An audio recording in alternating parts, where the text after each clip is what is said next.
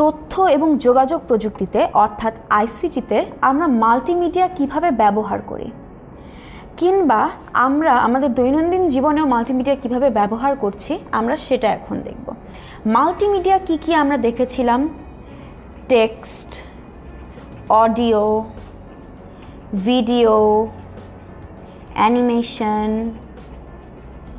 Graphics, এই জিনিসগুলো সব মাল্টিমিডিয়ার আওতায় বা মাল্টিমিডিয়ার অধীনে পড়ে। তো এই জিনিসগুলো আমরা কিভাবে ব্যবহার করি আমরা সেটা এখন দেখব। যে যেমন ধরো তথ্য এবং যোগাযোগ প্রযুক্তিতে আমরা মাল্টিমিডিয়াটা শিক্ষাক্ষেত্রে ব্যবহার করি।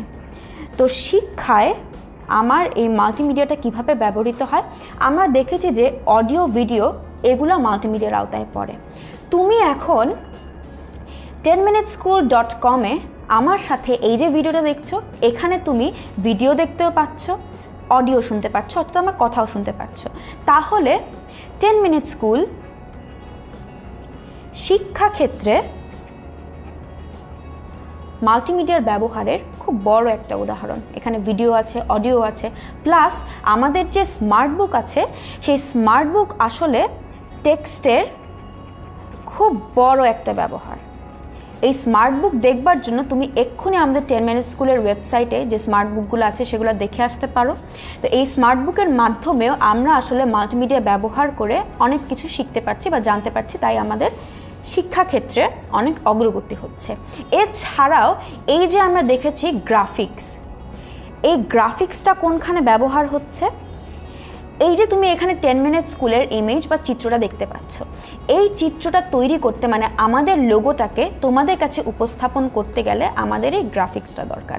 তাহলে গ্রাফিক্স আমাদের বিভিন্ন কাজে, যেমন লোগো উপস্থাপন, এছাড়াও কোনো ধরনের অ্যানিমেশন তৈরি, কোনো ধরনের ছবি তৈরি, এগুলাতে গ্রাফিক্সটা দরকার হয়। তাহলে এই যে শিক্ষাক্ষেত্রে আমরা দেখতে পারলাম মাল্টিমিডিয়ার ব্যবহার, গ্রাফিক্সের ক্ষেত্রে দেখতে পারলাম আমরা মাল্টিমিডিয়ার ব্যবহার, অর্থাৎ গ্রাফিক্সটা মাল্টিমিডিয়া, সেটাকে আমরা বিভিন্ন কাজে ব্যবহার করেছি।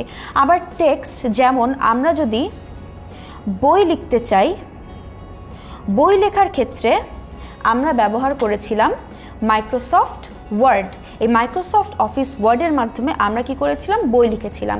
আবার এই যে টেক্সট, সেই টেক্সটটাকে আমরা যেমন মাইক্রোসফট ওয়ার্ডে এনেছি, তেমন আমরা মাইক্রোসফট এক্সেলের মাধ্যমে আমরা যে টেক্সটটাকে ওখানে ছকে লিখেছি সেটার মাধ্যমে আমরা কি করেছিলাম? হিসাব নিকাশ করেছিলাম।